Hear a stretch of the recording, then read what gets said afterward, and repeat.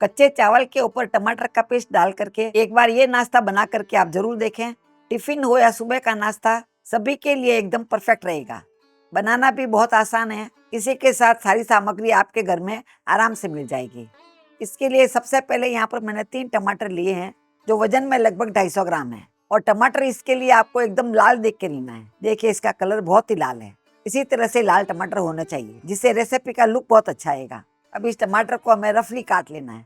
ये पीछे वाला पार्ट निकाल लेना है और रफली बड़ा बड़ा ही काट लेंगे। वैसे आज का वीडियो आप कौन से डिवाइस पे देख रहे हैं, लैपटॉप पे, मोबाइल पे या टीवी पे, हमें कमेंट बॉक्स में लिख करके जरूर बताएं। इसी के साथ यदि आपको वीडियो पसंद आता है तो आप इसे लाइक जरूर करें। इस तरह से मैंने रफली टमाटर को काट लिया है। अभी यहाँ पर मैंने एक मिक्सी का जार लिया है। अभी सभी टमाटरों को मिक्सी के जार में ट्रांसफर कर लेते हैं। इसी के साथ यहाँ मैंने छोटा सा पीस बीटरूट का लिया है। ये डालना ऑप्शनल है, यदि आपके पास हो तो आप इसे जरूर डालें, नहीं हो तो आप स्किप कर सकते हैं। पर ये डालने से इसका कलर बहुत अच्छा आएगा।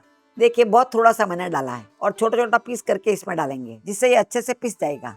रेसिपी बनने के बाद आप जरूर देखें, इसका कलर बहुत ही अच्छा आएगा। अभी ढक करके इसे पीस लेते हैं। इसे पीसने के लिए हमें पानी वगैरह नहीं डालना है। टमाटर के अंदर जो पानी होता है उसी से अच्छा पिस जाता है। तो आप देख पा रहे हैं इसका कलर कितना अच्छा आया है, बहुत ही सुंदर कलर आता है। अभी इस पेस्ट को हम साइड में रख देंगे। अभी यहाँ पर मैंने बाउल लिया है और बाउल में 1 कप जितना चावल डाल देते हैं। यहाँ पर मैंने बासमती चावल लिया है। आप अपने घर में जो भी चावल खाते हैं उसका इस्तेमाल कर सकते हैं। चाहे आप टुकड़ा चावल खाते हैं तो वो भी ले सकते हैं। रेसिपी के रिजल्ट में कोई फर्क नहीं आएगा। चावल को बाउल के अंदर लेकर के साफ धोना जरूरी है। इस तरह से पानी लेकर के साफ धो ले इसे, क्योंकि इसके ऊपर जो पाउडर वगैरह होता है वो निकल जाता है। तो आप देख पा रहे हैं पानी काफी गंदा हो गया है। इस तरह से नल के नीचे ले जा करके मैंने इसे 3-4 बार साफ पानी से धो लिया है और चावल एकदम साफ हो गए। देखिए अभी इस चावल को हम एक पैन के अंदर ट्रांसफर कर लेते हैं। इस चावल को भिगा के रखने की जरूरत नहीं है, सीधा धो करके आप इसे बना सकते हैं। इस तरह से चावल को फैला देना है।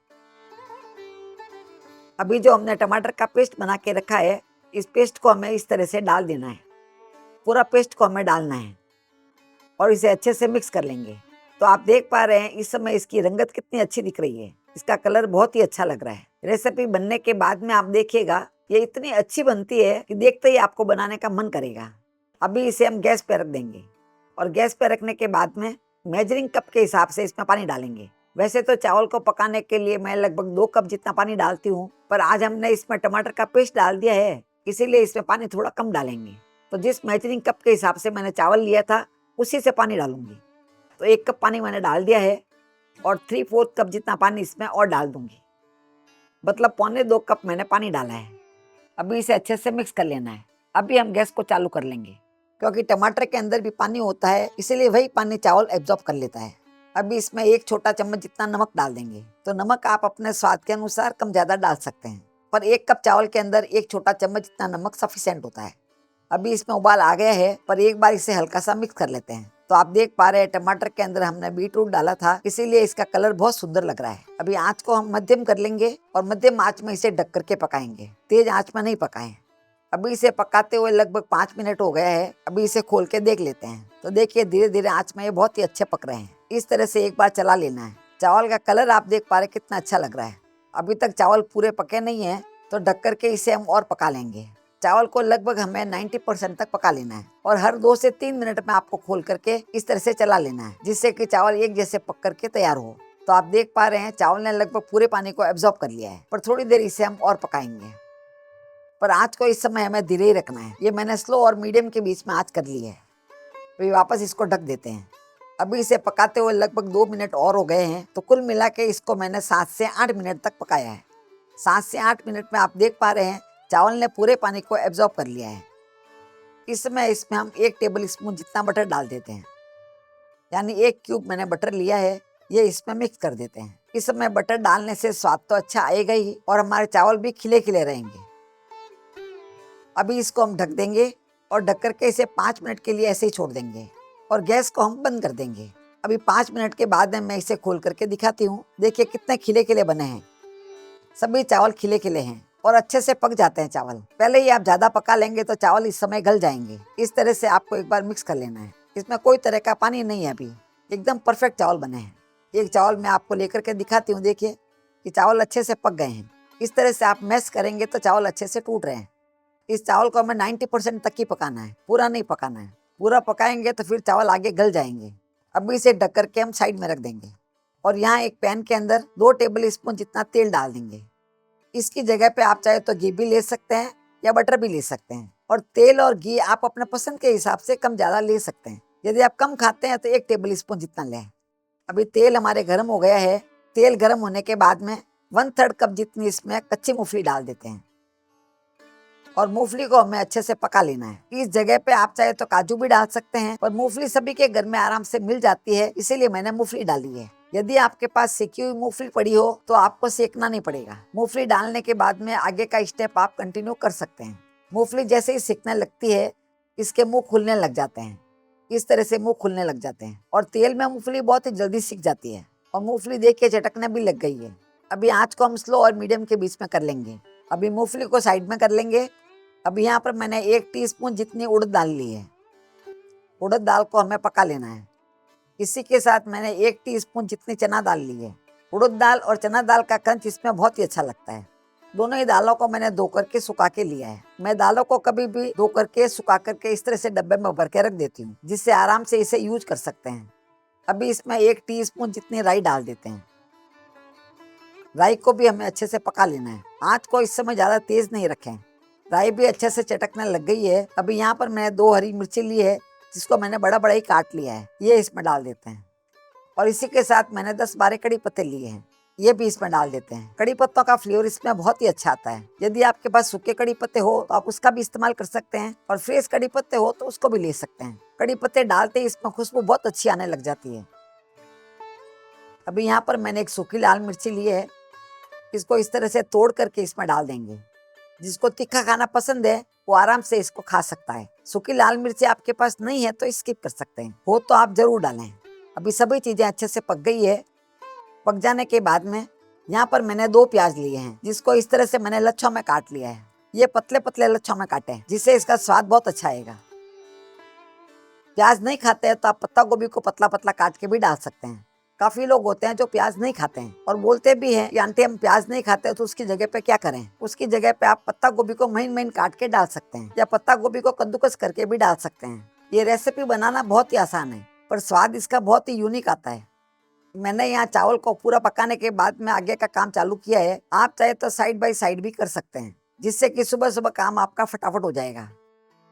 प्याज हल्के ट्रांसलूसेंट दिखने लग गए हैं तो यहाँ पर मैंने थोड़ी सी बीन्स ली है, जिसको इस तरह से काट लिया है। ये बीन्स इसमें डाल देते हैं। यदि आपके पास मटर हो तो मटर भी डाल सकते हैं और थोड़ी सी मैंने गाजर ली है, ये भी इसमें डाल देते हैं। सब्जियां आप अपने पसंद के हिसाब से कम या ज्यादा भी डाल सकते हैं और जो सब्जियां आपके पास पड़ी हो वो आप डाल सकते हैं। यहाँ मैं आपको याद दिला देती हूँ, यदि आपने हमारे चैनल को अभी तक सब्सक्राइब नहीं किया है तो सब्सक्राइब करके बेल आइकॉन जरूर दबा दें, और फेसबुक पे देख रहे हैं तो आप हमारे पेज को फॉलो कर सकते हैं। अभी यहाँ पर मैंने 1 छोटा चम्मच जितना अदरक लहसुन का पेस्ट लिया है, ये भी इसमें डाल देते हैं, जिससे क्या इसी के साथ में ये भी अच्छे से पक जाएगा। यदि आपके पास अदरक लहसुन का पेस्ट नहीं है तो इसकी जगह पे आप अदरक लहसुन को काट के भी डाल सकते हैं। यदि आप लहसुन को डालते हैं तो जिस समय मैंने राई डाली थी उस समय आपको लहसुन को डालना है।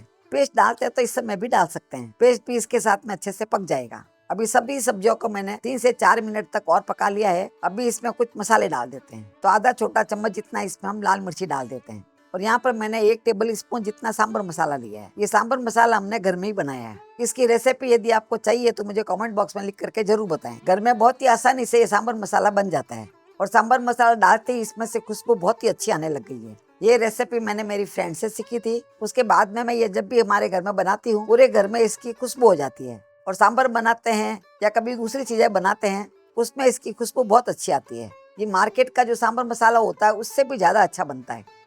अभी 1/4 छोटा चम्मच जितना इसमें हल्दी पाउडर डाल देते हैं। हल्दी पाउडर हमें थोड़ा ही डालना है और सभी को 1 से 2 मिनट तक और पका लेते हैं। अभी इन्हीं सब्जियों के हिसाब से इसमें 1/4 छोटा चम्मच जितना नमक डाल देते हैं। ये हमें इन्हीं सब्जियों के हिसाब से डालना है, क्योंकि चावल पकाने के लिए हमने नमक डाल दिया था। अभी इसको अच्छे से मिक्स कर लेते हैं।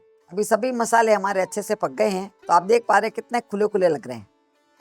अभी जिस चावल को हमने रखा था वो चावल इसमें डाल देते हैं। तो आप देख पा रहे हैं बटर डालने के कारण से चावल कितने खिले खिले लग रहे हैं और सभी चावल खिले खिले ही रहेंगे। अभी हल्के हाथ से इसे मिक्स कर लेते हैं, क्योंकि मसाले सभी इसके बेस में हैं, इसलिए हल्के हाथ से इसे मिक्स करना है। सभी मसाले इसके ऊपर अच्छे से लग जाने चाहिए। इतना मिक्स करने के बाद भी चावल देखिए खिले खिले हैं, कोई भी चावल एक दूसरे से चिपका नहीं है और चावल टूटे भी नहीं है। अभी इसमें थोड़ा सा हरा धनिया डाल देते हैं और इसी के साथ यहाँ मैंने फ्रेश नारियल लिया है जिसको कद्दूकस कर लिया है, ये इसमें डाल देते हैं। इसका टेस्ट इसमें बहुत ही अच्छा आता है। ये आपके पास हो तो आप इसे जरूर डालें और सबको अच्छे से मिक्स कर लेते हैं। और इस तरह से मिक्स करने के बाद में लास्ट में इसमें हम आधे नींबू का रस डाल देते हैं। हमने आधा नींबू लिया है, अभी इस तरह से निचोड़ करके इसमें डाल देंगे। नींबू का रस इसके टेस्ट को कई गुना बढ़ा देगा। अभी इसे अच्छे से मिक्स कर लेते हैं। इस तरह से हमारे टमाटो राइस बन करके तैयार हो गया है। तो आप देख पा रहे हैं इसकी रंगत कितनी अच्छी आई है। ये रेसिपी मैंने आपको पैन में बनानी बताई है। यदि आपको सुबह सुबह जल्दी है तो आप इसे कुकर में बना के भी तैयार कर सकते हैं। कुकर में आप बनाए तो एक सीटी के बाद में गैस बंद कर दें और भाप पूरी तरह सेटल हो जाती है, उसके बाद में इसे खोलें तो आपके चावल एकदम खिले खिले बनेंगे। इसके साथ में आप चाहे तो दही ले सकते हैं, रायता ले सकते हैं या कोरा भी खाते हैं तो बहुत ही अच्छा लगता है। हम मिलेंगे ऐसे ही दूसरे वीडियो में, तब तक के लिए बाय एंड टेक केयर।